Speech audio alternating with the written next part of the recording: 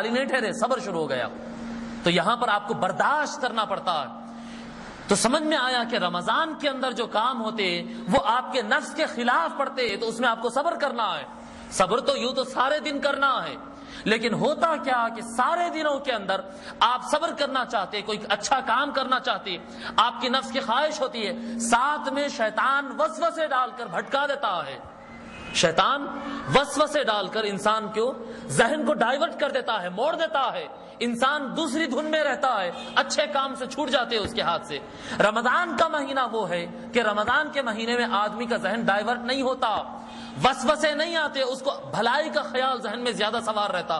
نماز نہیں پڑھنے والا بھی نماز پڑھنے لگتا ہے، جو اپنے کاروبار میں، ہوٹلنگ میں، نوکری میں اور دیگر کاموں میں، دوست احباب میں جس کو اذان سنائی بھی نہیں دیتی اور نماز یاد بھی نہیں آتی، رمضان کے مہینے میں ایسے لوگ کو نماز یاد آ جاتی ہے۔ رمضان اب وسوسے نہیں ڈالتا، اب بندہ رمضان کے اندر نماز بھولتا نہیں ہے، نماز اس کو یاد رہتی ہے، صدقہ خیرات اس کو یاد رہتے ہیں، تراویح اس کو یاد رہتی ہے۔ اب مسئلہ نہیں کر سکتا شیطان ڈائیورٹ، کیونکہ وسلسلۃ الشیاطین، آقا صلی اللہ علیہ وسلم فرماتے رمضان کا چاند نظر آتا، سارے شیطانوں کو پکڑ کر بیڑیوں میں جکڑ دیا جاتا ہے۔ شیطان تو گرفتار ہو گئے، اب شیطان نہیں بھٹکا سکتا۔ آپ کا ذہن جیسا نماز کا ٹائم آیا اور ذہن سے نکل گیا اور بھول گئے اور یاد نہیں رہا اور خیال نہیں رہا، یہ باتیں نہیں ہوتی رمضان کے اندر۔ رمضان میں آپ کو فرض نماز یاد آ جاتی، تراویح یاد آ جاتی، قرآن یاد آ جاتا، اور ہر اچھا کام بار بار آپ کے سامنے آتے رہتا ہے۔ اب صرف آپ کو برداشت کرنا ہوتا ہے اپنے نفس کے اوپر کہ نفس عادی ہو گیا کھانا کھانے کا، اس کو آپ روک کے رکھے۔ نفس عادی ہو گیا فلمیں دیکھنے کا، اب اس کو روکنا ہے۔ یوں تو ہر وقت روکنا ہے، رمضان میں اور زیادہ اہتمام کرنا ہے۔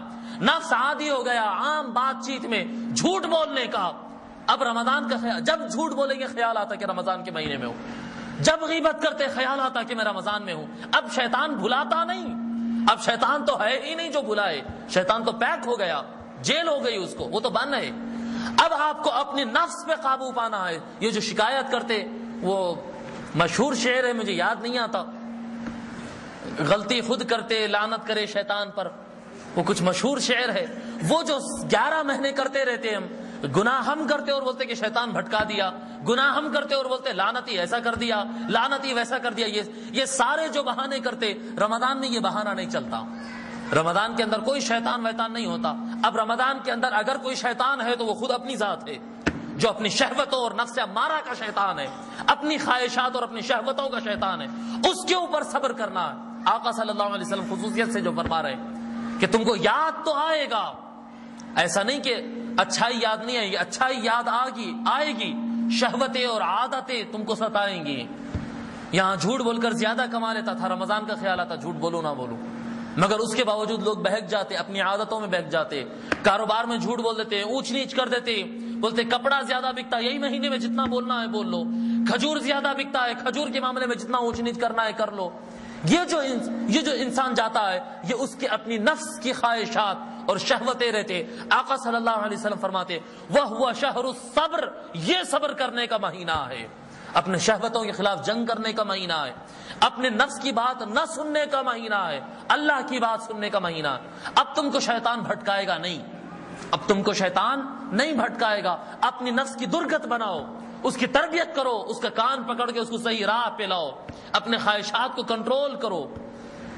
اور فرماتے اور جو کر لیا تو کنٹرول کرنے کا مہینہ ہے، صبر کرنے کا مہینہ ہے، نفس کو تربیت کرنے کا مہینہ ہے۔ اور جو یہ کام کرنے میں کامیاب ہو گیا، جو صبر کرنے میں کامیاب ہو گیا، وہ صبر، اور جو صبر کر لیا تو پھر سے یاد رکھو وہ صبر ثوابہ الجنہ، اور صبر کا کوئی اور ثواب نہیں، صبر کا ثواب جنت ہے۔ جو اپنے نفس کو کنٹرول کرنے میں کامیاب ہو گیا تو سمجھ لو وہ جنت میں داخل ہو گیا، پھر اس کے اور جنت کے بیچ میں کوئی چیز نہیں رہتی۔ معاملہ یہ ہوتا کہ شیطان بھٹکاتا کم ہے، اپنے خواہشات زیادہ رہتے، اپنی نیتیں زیادہ خراب رہتی، رات کو سوتے وقت نیت ہی نہیں ہوتی فجر پڑھنے کی۔ بعد میں بولتے ہیں کہ شیطان تو بڑا سوار ہے یار، شیطان تو میرے کو پڑھنے ہی نہیں دیتا۔ شیطان کب پڑھنے؟ اگر آپ کو پڑھنے کی عادت ہے اور پابندی سے اٹھ رہے ہیں اور نماز کو جا رہے ہیں، تب شیطان کچھ وسوسہ ڈالنے کی کوشش کرے گا۔ سوتے وقت سے ہی ارادہ نہیں رہتا نماز پڑھنے کا، سوتے وقت سے ہی ارادہ نہیں رہتا کہ فجر میں اٹھنا ہے، رکعت باندھتے وقت نمازوں کو جب تراویح کو آتے اسی وقت نیت کر لیتے کہ 3 دن میں قرآن سن لیں گے، 5 دن میں قرآن سن لیں گے، اور وہ قرآن سن لے کر ختم کر لیں گے، اور اس کے بعد پھر تو کاروبار پہ بیٹھنا ہے، آخری 10 میں تو بڑا کاروبار ہوتا ہے۔ شروع سے ہی نیت نہیں ہے، اور بولتے ہیں کہ شیطان بھٹکا رہا ہے، شیطان تو میری عادتیں خراب کر دیا ہے، شیطان وسوسے ڈال رہا ہے۔ کوئی شیطان ویطان نہیں ہے، سب سے بڑا شیطان یہ ہے، اندر ہے۔ جو صحیح راہ پہ چل رہا ہو اس کو شیطان بھٹکائے گا وسوسے ڈال کر۔ جو صحیح راہ پہ چلنے کی نیت ہی نہیں رکھتا ہے اس کو بولیں گے آپ شیطان بھٹکا دیا۔ کہاں کا شیطان بھٹکایا؟ شیطان نہیں بھٹکایا، وہ ذات خود شیطان بن گئی۔ یہ غلط فہمی میں نہ رہے کہ شیطان وہ صرف نہیں دکھ کر جو دل میں دماغ میں جو وسوسے ڈالتا ہے اس کا نام شیطان ہے، نہیں۔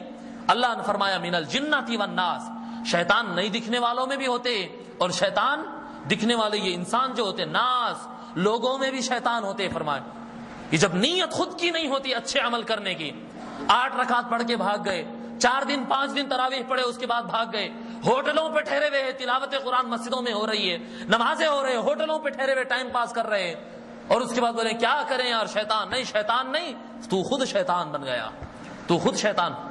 والصبر، یہ برداشت کرنا، اور برداشت کر کے اپنے نفس کو توڑنا رمضان میں، اور اگر کوئی توڑ دیا تو سمجھو کہ جنت ہے اس کے لیے۔ وشہر المواسات، ہمدردی کرنے کا مہینہ ہے۔ آقا صلی اللہ علیہ وسلم فرماتے ہیں ہمدردی کرنے کا مہینہ، ایک دوسرے کو حصے نہ بھیجانے والے بھی حصے بھیجانا شروع کر دیتے، خیال کرنا، ایک دوسرے کے پاس حصے بھیجانا، اچھے سے اچھا کھانا بنا کے بھیجانا، خیال کرنا، خیرات کرنا، ایک دوسرے کی ہمدردی میں جانا، ایک دوسرے کی مدد میں جانا، یہ مہینہ ایک دوسرے کا خیال کرنے کا شہر المواسات ہے، ایک دوسرے کے خیال کرنے کا مہینہ ہے۔ وَشَهْرٌ يُزَادُ فِيهِ رِزْقُ الْمُؤْمِنِ، یہ بڑی خاص بات ہے۔ فرماتے ہیں کہ یہ ایک ایسا مہینہ ہے کہ اس میں مومن کا رزق بڑھ جاتا ہے۔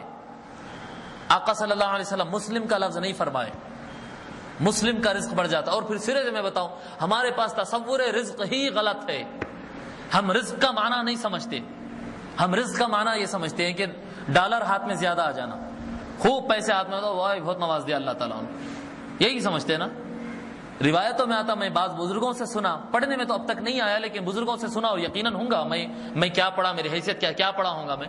بزرگ بتاتے ہیں کہ آقا صلی اللہ علیہ وسلم نے فرمایا ہے، بزرگوں سے سنا، میں پڑھا نہیں ہے، وہ فرماتے آقا صلی اللہ علیہ وسلم فرماتے کہ تیرا اپنا کپڑا وہی کپڑا ہے جو تو پہنا اور وہ پہنتے پہنتے تیرے آنگ پہ پھٹ گیا، اور تیرا مال وہی مال ہے جس کو تو کھایا اور ہضم ہو گیا، وہی تیرا مال ہے، باقی سب دوسروں کا ہے۔ تم زمین خریدتے وہ دوسروں کی ہو جاتی ہے، مکان خریدتے وہ دوسروں کو ہو جاتے، بینک بیلنس رکھتے وہ رکھتے آخری میں دوسروں، جو آپ کے استعمال میں آیا وہی آپ کا ہے، باقی سب تو دوسروں کا ہے۔ جی ہم رزق کیا سمجھتے؟ خوب پیسہ جمع ہو جانا، خوب کھانا پینا اندر آ جانا، نہیں۔